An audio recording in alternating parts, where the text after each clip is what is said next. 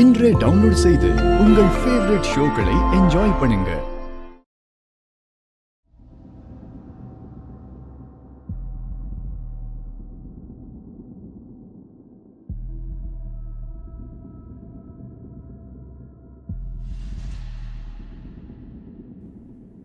அக்கா,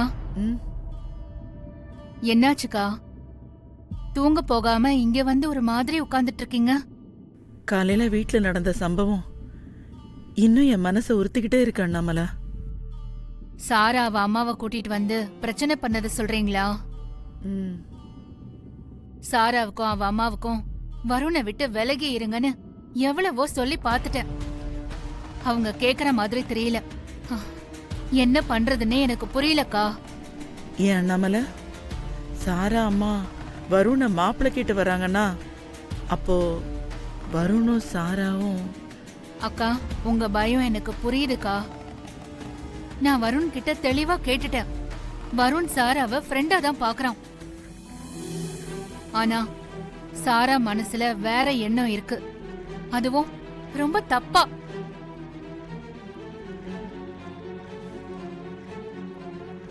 பாருங்க, நாங்க யுஎஸ்ல இருக்கும் போதே 2 பேரும் ரெஜிஸ்டர் மேரேஜ் பண்ணிக்கிட்டோம். இந்த கல்யாணத்தை நிறுத்தி வருணைய புருஷனாக்கி உங்க வாயால என்ன மருமகன் சொல்ல வைக்கல. நான் சாரா இல்ல.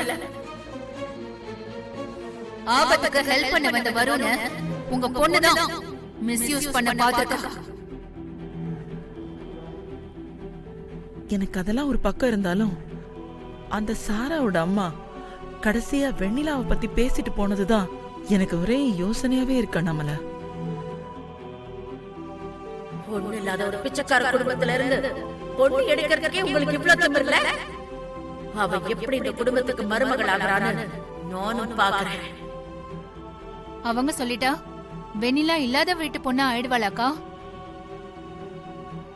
இன்னைக்கு யாரோ ஒரு ஆள் பேசின மாதிரி நாளைக்கு நம்ம சொந்த பந்தமும் சுத்தி இருக்கிறவங்களும் கேட்டா என்ன பண்றது அண்ணாமலை? நீங்க என்னக்கா சொல்ல வரீங்க? இன்னைக்கு சாராவோட அம்மா கேட்ட கேள்விய நாளைக்கு யாரும் கேட்காம இருக்க மொத்த ஊரோட வாயையும் அடைக்கணும்னு சொல்றேன். புரியலக்கா. அப்பா அம்மாங்கிற உறவை அரவணைப்ப விட்டுட்டு அக்கா தங்கச்சிங்கிற உறவையும் விட்டுட்டு நம்ம குடும்பத்துல வந்து வாழ போற பொண்ணு சீர்சனத்தையும் கொண்டு வரணும்னு பேசுது இந்த ஊரு. அதுக்கு முன்னாடி நம்ம வீட்டுக்கு வர மருமகளுக்கு சீர்சனத்தை கொடுத்து அவளை வீட்டுக்கு கூட்டிட்டு வந்து வாழ வைக்கிறது தான் சரின்னு செயலால செஞ்சு காமிச்சு மொத்த ஊர்வாயையும் அடைச்சு காமிக்கணும் நாமல. அக்கா, சொல்லிட்டீங்கல்ல, இது வரைக்கும் இருந்த மரப நாம மாத்தி காட்டுவோம்க்கா. கவலையே படாதீங்க.